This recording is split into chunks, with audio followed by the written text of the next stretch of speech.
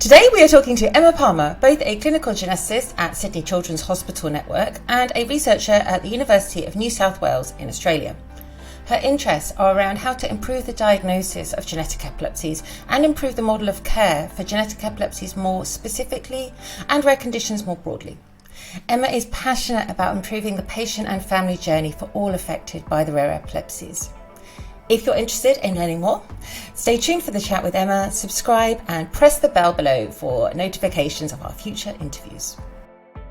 So, genetics research, you are like one of the amazing people who does so much here, there and everywhere. Tell us about what you do, please. So I'm a clinical geneticist. That's my day job, as well as being a researcher. And I guess a lot of people don't know what a clinical geneticist is. So I might just start off there. So what we do is we think about whether genetic testing could be helpful for an individual or for a family. We talk about the pros and cons of genetic testing. We help organize the genetic testing, and I work with a genetic counselor, so I have a co-counseling. So it's me and a genetic counselor. And I guess nominally I'm thinking about the more medical aspects of whether to go and delve into a genetic test or not.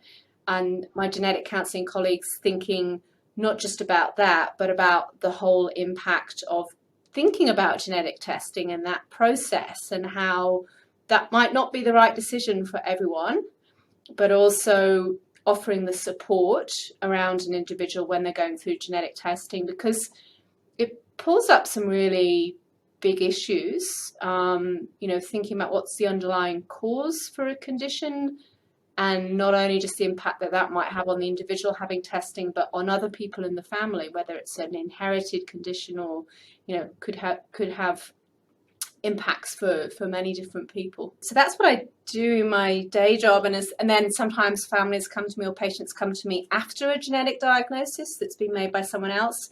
And my job and with my genetic counselling colleague is to kind of put that in context, what that means, help break down some of the really complicated information in genetics so it makes sense for that person in that point in time, connect them up with support organisations, really important thing. And also if someone has had genetic testing but they still don't have an answer, so that's about at least half of the people that have genetic testing still don't get an answer, then what are the next steps? And often that's thinking about research and explaining that. If somebody doesn't have the results, which is often, I guess, simply a lot of people want a diagnosis, do you ever, this is a question I've had for a while, do you ever suggest a more specific look at a particular DNA in their genome, or, I don't know, maybe get it done again, or... Yeah, absolutely. So there's no one perfect genetic test. Right. There's lots of weird, crazy ways that your genetic makeup can be changed to result in a condition. I did a PhD recently, and my PhD was kind of exactly on that question. So when someone had a test through the standard kind of clinic, didn't have an answer, but we really thought this was likely to be a genetic cause of an epilepsy, and then we applied different kind of technologies to try and find those funky changes. Funky, so for example, nice. Sometimes much go for it, isn't it? you can have things where people kind of know there can be a spelling change in DNA. So we're going along, we're reading the DNA, and one of those little letters that makes up our DNA has changed. We call that a genetic variant, or we used to call it mutation, and that causes a genetic condition. People often know about that, but there's so many different ways your genetic makeup can be changed. Like you can have a little section that swaps around and reads the wrong way, and many tests won't pick that up.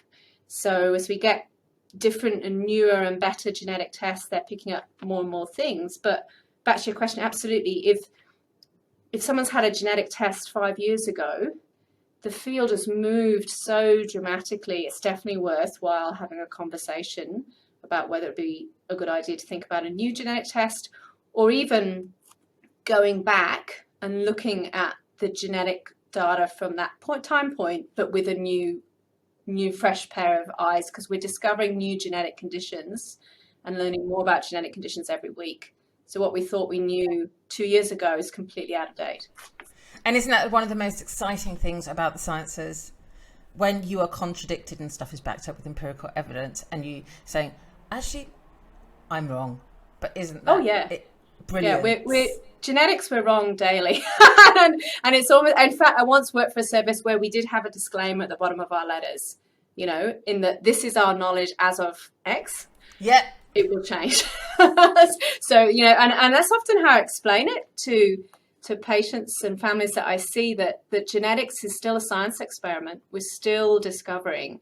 And there's actually not really a divide between clinical and research. The two things merge in the field of clinical genetics. Yeah, because I meet like heaps of families who may have had whole genome sequencing, I don't know, a couple of years ago, say, oh, okay, that is it. It's over. We don't have a diagnosis, or it's all a bit iffy. They say they might have LGS, might have a little bit of Dravet. We are not sure, but that is it. We just need to get on with it. And because they're so exhausted, I mean, much of the time I get it. But even I'm obviously not a geneticist, but I said, how about you try it again? You just don't know. There's so much new data out there. And I guess, so in Australia last year, we got Medicare funding, which is like our public health service. So there are certain reasons why now our public health service will pay for exome sequencing, which is one of the most kind of detailed genetic tests that's available now. And actually, they recognize that. So they won't only just fund a test once off, they'll fund 2 lots of reanalysis. So with a 2-year interval, they'll fund for that genetic data to be looked at again in the light of the new information, because it's recognized it's so important. We know that if you think about how likely you are to get a diagnosis, it increases by about 20% if you re-look after about 2 years. Certainly we found that, in our little study in my PhD, we started off, and the diagnostic rate, so how likely we were to get a diagnosis when I started the project, when we were looking at one gene at a time, was less than 5%, or 5 in 100 people. Exome sequencing, we increased it up to 50%, so 1 in 2 people getting a diagnosis. And then with whole genome sequencing, we pushed it nearly up to 3/4 were getting a diagnosis. 3/4? Whoa. Yeah. That is so cool. This is for the very severe early onset epilepsies. Do you anticipate at some point in the future, you'll have some people who've had a diagnosis now, and then you might look at their genome in a few years and be like, actually, do you know what? That diagnosis is wrong. For whatever reason, it could be you can give them a more precise diagnosis. For instance, you may have split up that, because I read somewhere, correct me if I'm wrong, that LGS, Lennox-Gastaut syndrome, is kind of a bit of a generalization of a diagnosis, and there are more specific sort of little diagnoses you can make within that generalization. Is that right? Definitely. It's like an umbrella term more for the symptoms than the underlying cause. So definitely, and yes, we are wrong. So often on a genetic test result, you'll see it's written as likely pathogenic, which kind of means we're about 9 out of 90% sure we're there, but it's leaving that little thing, because we do make mistakes. And there's lots of, papers that have been published describing genetic epilepsy genes, and no one's been able to prove, that again. So we're changing our minds all the time about what genes are linked to epilepsy, and also particularly what particular genetic changes, whether that is truly the diagnosis or not. And we have to work all together globally, which is the exciting bit for me. So there's some big global initiatives to share our thoughts. So for example, with genes, there's an initiative that started in the UK called Panel App. And the idea behind Panel App is it's a bit like Wikipedia or something. You can all vote for what genes we think should be ascribed to a condition like epilepsy. And we vote, and we go from it being red, no one, there's a little bit of information, but we're not sure, to orange, oh, hang on, this might be it, to green, we're kind of confident. And you can go up and down, so it's like a traffic light system. There are other systems for individual variants as well. And it's so important in genetics that we share that information globally. So that's one of the projects we've got going here, is to actually talk to each patient and family we see about, are they happy for their information to be shared in these databases in what we call a de-identified way, which means we take away, their name, anything that could bring it back to that person, just so it's part of that greater science knowledge to help other people and other families. And even potentially help themselves and help their own family. Yep. I mean, obviously we can never guarantee that, but yeah. This is not based upon any research that I've done, but it comes across to me like there tends to be greater involvement from families affected by the rare epilepsies than in general. And I don't know if that's because of, maybe it's not the right word or nice word to use, but kind of desperation, if you like. Oh, yeah, I think it's completely right. And I really hope that we can get more people affected by, I don't know, not so rare diseases to be involved in that way, because I bet you we find out way more people have these rare diseases than we think, and they're not actually going to be that rare, soon. Would you agree with that? Oh, yeah, definitely. I mean, there's been individual genetic conditions that I've been involved with in my research. So one is CLCN4. We were involved in writing, I think it was the second or the third paper on CLCN4, and at that time we thought we had, it was a small number of families, and we've just, after that paper, we just kept on being emailed, so by more and more doctors or families saying, we've got this change in this gene, do you think this is the explanation or not? And we've now got up to over 50 families, so from a handful in a couple of years to over 50, and that's just the tip of the iceberg. There'll be many, many more families. It's just that we're still in that discovery process of learning about a new gene and then what it really means and how many people are affected. Do you know what? That really reminds me of tuberous sclerosis, because how, the people who are diagnosed tend to be those who are pretty affected significantly, rather than you get people who've got like the odd tiny tumour and they don't know for their whole life, and they don't know until their kid has their tuberous sclerosis. Just so everyone knows, it doesn't necessarily mean your kid has it if you have it, but and and then there's another example, and I'll just use myself as an example. To date, I've been involved in the 100,000 genome project, but nothing has shown up in my test. But I'm like, oh, I sure ain't normal, mate. And so I wonder, I will be getting this done again, because I wasn't looked at specifically. But then what do you do, actually? This is a good question. What do you do in, say there is a person like myself? I mean, I guess you don't tend to work with people like me, but just for example, and we're hoping for our test to show some genetic anomaly, and nothing ever shows. It's just like, okay, and you can't come up with a cause. I find a lot of people struggle with that. Yeah. Do you ever come across that? And I guess genetic epilepsies are just one of the conditions I work with. I've become much more involved more recently in thinking about kind of models of care for rare conditions in general. It's such a common thing, and half of the people we think may have a genetic condition don't have a diagnosis. So there are organizations specifically to support people with a suspected genetic condition without a diagnosis. So there's the SWAN organisation, Syndromes Without a Name, they're called.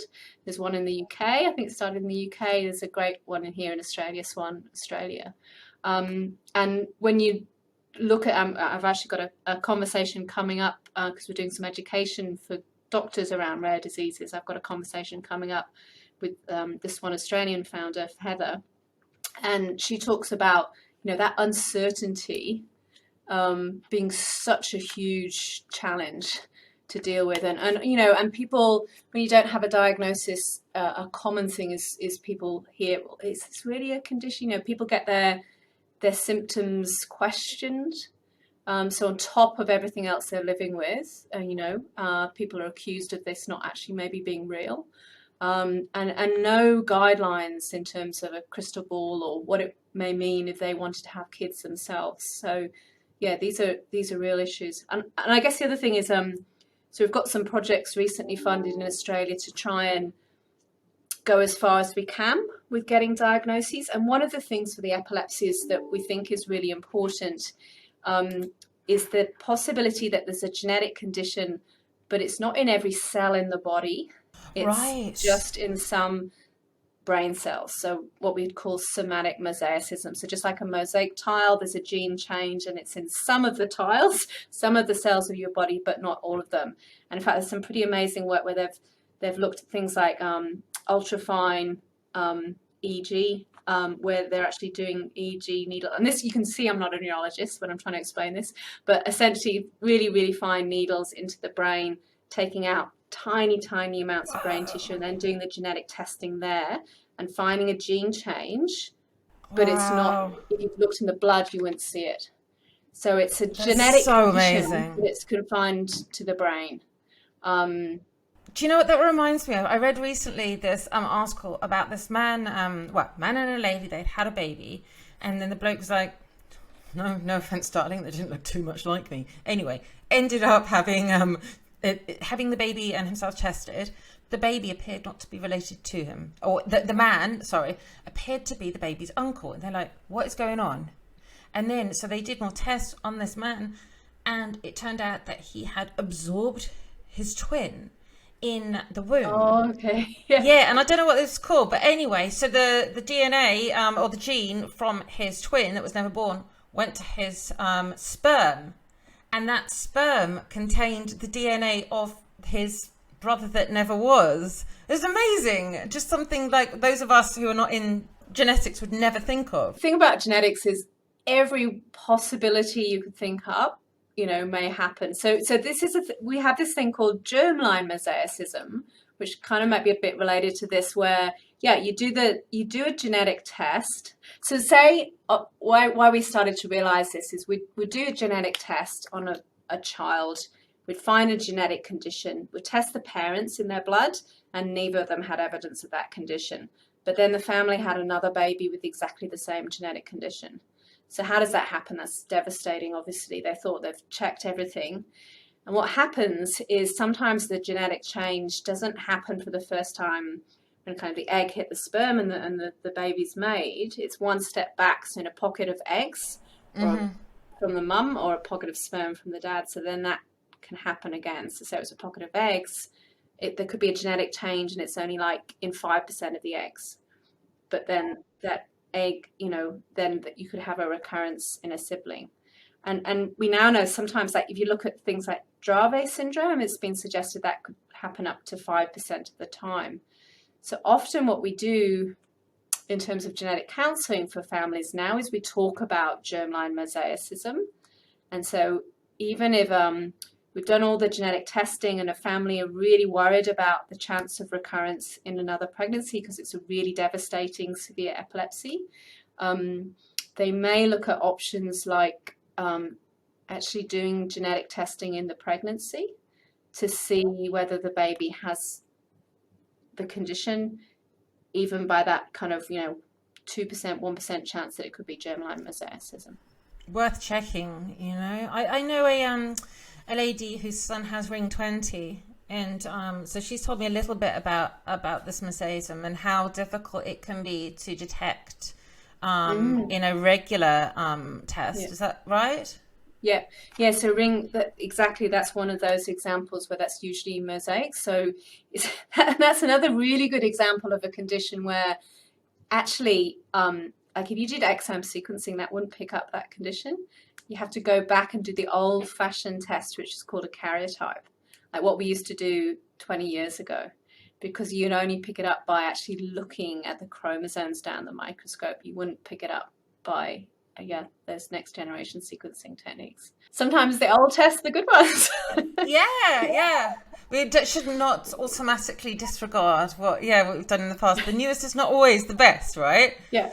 Tell us about how our cogenes work and how talking with patients with epilepsy and their caregivers has shaped your research in epilepsy genetics. So what that's about is the research that I've been doing since my PhD, which was kind of a bit of so my PhD was very sciencey, very, discovering new genes, discovering new genetic variations. But I'm a clinician as well. So I sit down with families and try and explain what that means. And often I hear, that's great, but so what? Like, how does that actually change things for my child or for us as a family? And so yeah, there's a big so what. We need to improve the model of care. So getting a diagnosis is great, but it doesn't answer all of the challenges of having a severe epilepsy. And so my sort of PhD was actually going to be the last chapter of my PhD, but I'd sort of overdone stuff. So that became a PhD for a wonderful PhD candidate, Suzanne, that I've been co-supervising with a psychologist, Professor Claire Wakefield, and a neurologist, Professor Annie Bai. And Suzanne's PhD has been started off with looking at the literature about what are the information and support needs of families after a genetic epilepsy diagnosis, so what we knew from what other people have published, and then actually interviewing 25 parents.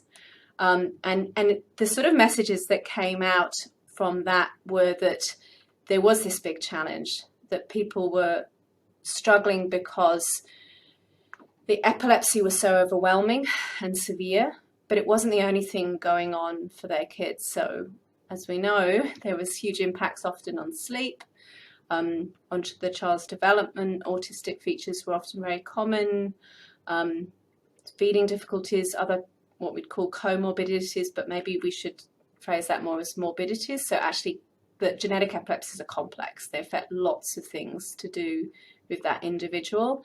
And often the focus was almost too narrow on the epilepsy. Or even if it was broader and it was looking at the medical issues, it wasn't taking into effect the whole picture. So the mental health of that child and the mental health of the family. And that's been backed up by studies.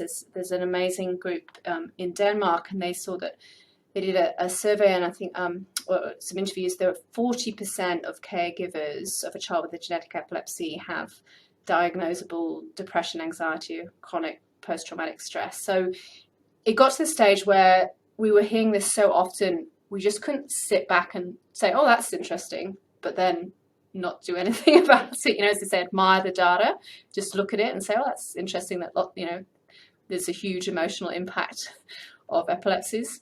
So Suzanne actually co-developed with families, which means, you know, involving families in the production of some resources, which was taking a positive psychology approach. And that was a series of videos with the psychiatrist, Prof. Ken Nunn, talking through the kind of stages that can happen after a severe genetic epilepsy diagnosis.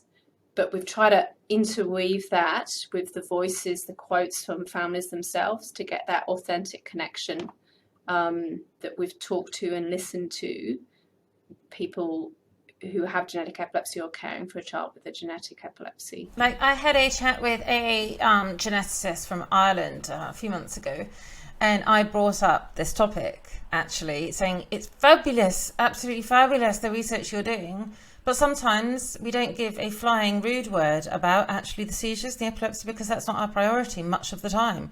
It can be the side effects of the drugs, it can be the, you know, the psychiatric comorbidities or morbidities, it could be, you know, the intellectual disability or behavioural issues. And honestly, like with other types of epilepsies which aren't considered rare, there are so many similarities. And you know, even though not until relatively recently, for instance, was my epilepsy considered rare, and then I was like, yeah, it is actually rare. But I'd forever been, you know, working with or talking to people with a regular epilepsy, and there were just so many similarities, and we don't always have to divide people into groups. Sometimes I think it takes people or families affected by the rare epilepsies a little bit of persuasion because they're brought, you know, from day one, they're taught that because you have or your family member has this rare condition, that makes you 100% different from everybody else, and that's not necessarily true. You know, and actually what we're talking about is good quality care, full stop. You know, and recently, you know, in Australia, we were on a project which is about rare disease and the best models of care for rare disease. And that's informed by, you know, talking to patients and caregivers, all the stuff we're doing wrong as doctors. But when you look at what people are asking for, it's what makes a good doctor. It's about shared decision-making, working in a partnership, you know, patient-centered, family-centered care, and working as an interdisciplinary team, communications between team, considering the psychosocial impacts of conditions. in every consultation. And that's not rocket science, that's good clinical care. And so a lot of what we're trying to do here is work with GPs, and that is absolutely aligned with what makes a good GP. Thank you. I've spoken to GPs, one including somebody who has similar genetic makeup to myself, and honestly had no idea about even irregular epilepsy. I don't really know what to say. I was like, wow. And I guess you're not asking GPs to become experts in a specific genetic epilepsy at all. Just be aware that these are here, there, and everywhere, quite frankly, because so many people do have these rare diseases, and just look at things through their eyes as much as you can, and that of the carers. And also another thing I reckon is not always recognised by many clinicians is the importance of looking after carers and families, because even if a child or adult has a severe intellectual disability, we're all human, and they can pick up when the people they love aren't feeling great, Yeah, definitely. I mean, a person is in the context of their family or their community, their partner, and there will be really hard times where that support network is even more important. And if that support network is pushed to the brink, which is often the case because we don't look after carers, then everything else can fall apart as well. So it really is about shifting the needle in terms of a more authentic partnership model of care. And listening to patients, listening to families. And, with rare disease, it's often said, well, you're the expert, you're the expert. Yes, they're the expert, but they need support, and they need to know that you're listening to them and actually taking on board their research, and connecting them. And I think that's so often, I teach medical students, and this is one of the things I'm trying to get across to them, is we need to change from that paternalistic, maternalistic model of care that we are the clinicians and we know everything. That is not true. That is not true. And for rare disease, you cannot be an expert in every 7,000 rare diseases that there are. So it's about approaches and actually being honest. And what we hear from patients, and this makes sense to me, if people are honest and say, I don't know, I've never heard of this condition, but give me a minute, I will look into it, I'll ring a friend, I'll look into this, yes, I'll read what you've brought me. That is what actually people want, that honest, open relationship that's a life, that's also just not a once-off appointment. It's a relationship, a journey that you go on together. There's been a real culture change, hasn't there, over the past 10, 20 years, of where I hope that the contribution from carers and people with the epilepsies or whatever the disease might be, their input is valued more, as it should always have been. But us lot, we need to be able to recognise and still respect the clinician when they say, actually, I don't know everything. We love that. We can't expect people to know everything. And it's okay to not necessarily Google. Google can be dangerous, but to research a disease and find out more about it. And then stay with us long term as well. It shouldn't just be, I'll see this GP I'll see this GP another time, and again, I think just make the family, or just reassure the family that they're not forgotten. It's a huge, huge part. And then, where possible, encourage them to be, should they want to be, but involved in research. That's what families are wanting to do. And that's why we actually started up here in Sydney Children's Hospital a specific registry, which is about just asking that question, are you interested in research? Would you like to be contacted about research opportunities? And I haven't had a family that said no to me so far. That is how it's going. And people are enthusiastic about those opportunities. And even if there's nothing right now, we at least know that people are interested. And so we can connect them up with opportunities if they come up. I think that's a big change. Totally. And that's why we're putting these research, these studies onto the Epilepsy Sparks research page, so that people can find something that is suitable for them. As in some sort of research study, and it's there for people to access. It doesn't have to, remain behind this silly brick wall that used to, exist between clinicians, academics and patients, or mere patients, should I say. It's there, get involved. And it gives them purpose, especially when they know their kid is at the moment kind of lost, there is not effective treatment or whatever. That gives you something cool to think about. And that is and that realistic hope.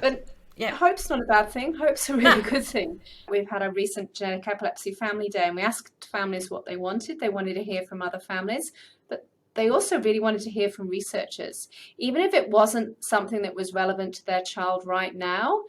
So we actually got in a neurologist who was talking about gene therapy trials for spinal muscular atrophy in a genetic epilepsy day, because that's happening, And so, and people were saying, we just want to know what's on the horizon, even if it may never be possible for our child, that's to know that the fields are changing and there are new possibilities coming out is good. And it's also great to have people like yourself and your colleagues researching things other than seizures. I know a dad whose child has cerebral palsy, and is, in addition to the epilepsy, and has not been able to walk and since birth, and her hips did not develop properly as a result of that, and she had to have surgery on her hips.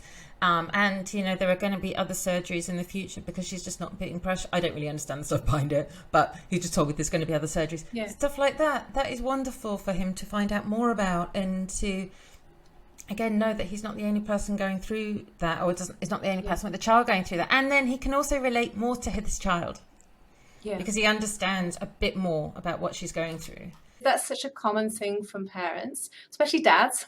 I think really? like dads we did a project once talking to dads of kids with Fragile X, and what they came back with was, we just want to be able to understand our kid better so we can help them, and there was one story that really touched me, which was a dad, so his child, just every time he went in his car, like in the dad's car, he got really upset.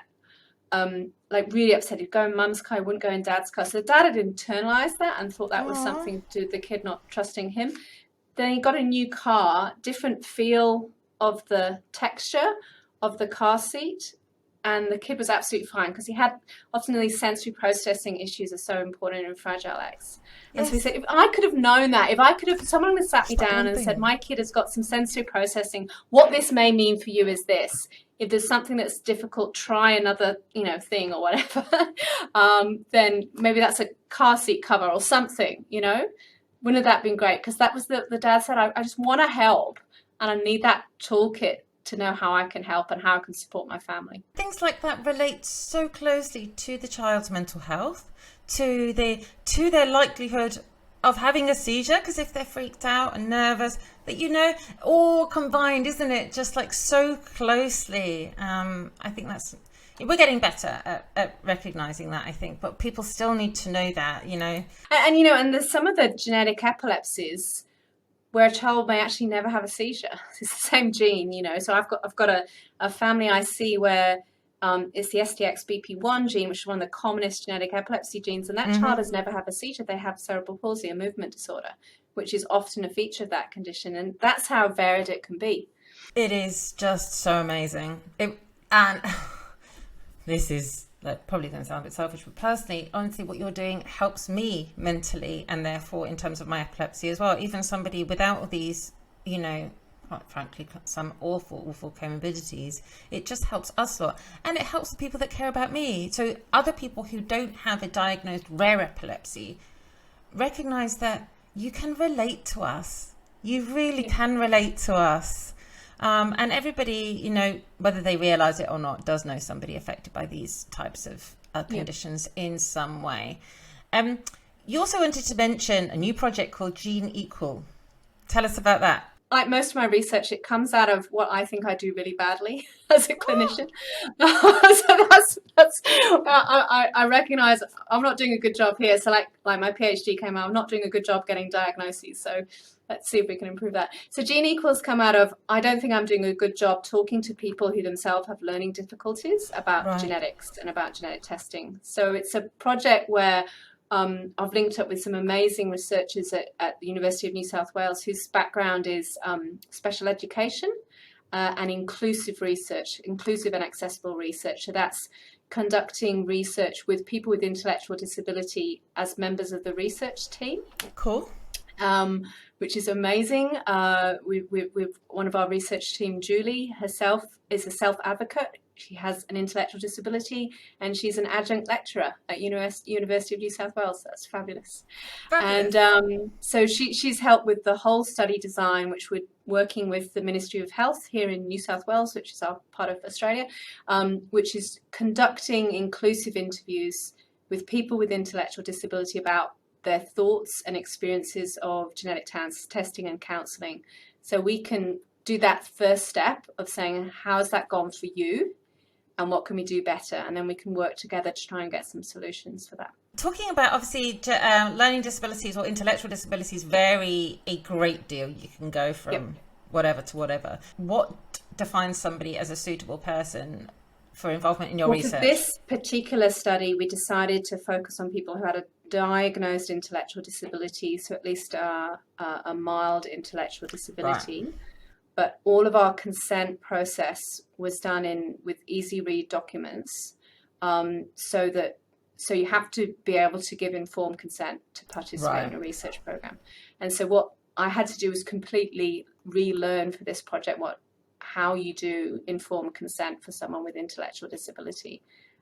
So all of our research documents are in easy read as well as standard English. And I can tell you so whenever we do a research project, it has to go through our ethics committees. This was the easiest project to get through an ethics committee because all the work that, Julie had done on the easy read documents and Eva from our team meant it made sense, so it's usually, you have a consent form and it's really dense type and 2-3 pages long and no one really reads it. But this was getting down to the most important bits of information to convey that we want to hear from them about what their experiences were, what they thought about it. So we had little explanations of what genetic testing is, genetic counselling is, and that they felt that they would like to participate in the interviews, that they didn't feel, coerced in any way. It was their choice and they could say no. And the feedback so far from the interviews has been amazing, that people just so have valued the opportunity of having their voice heard.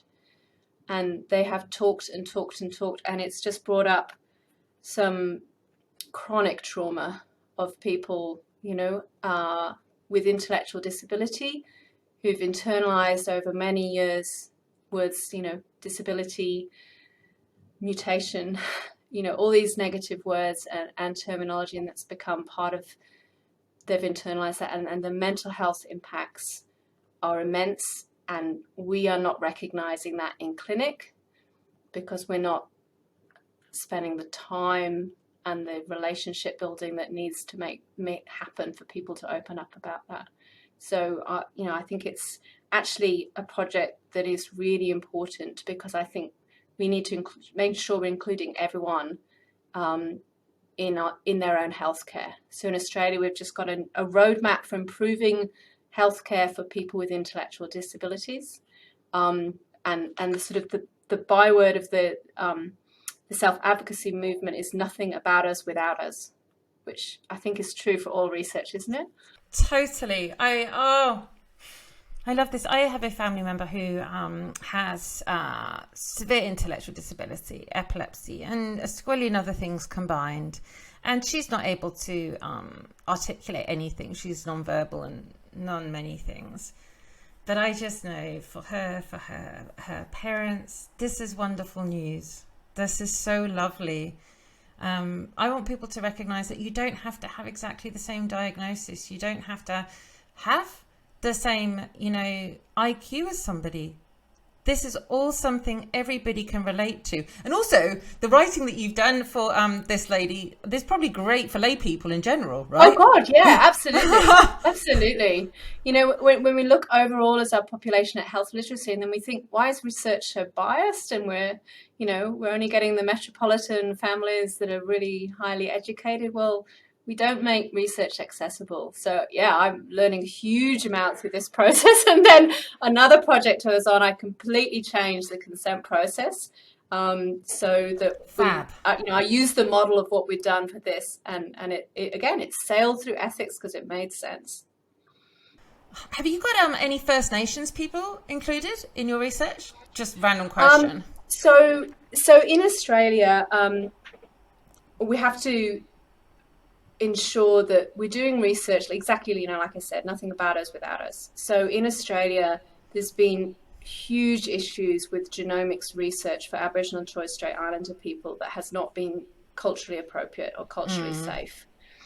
And so that is a big, finally, there's a big, well, I'm sure big's the right word. There is funding that is flowing to Aboriginal and Torres Strait Islander researchers in the field of genomics.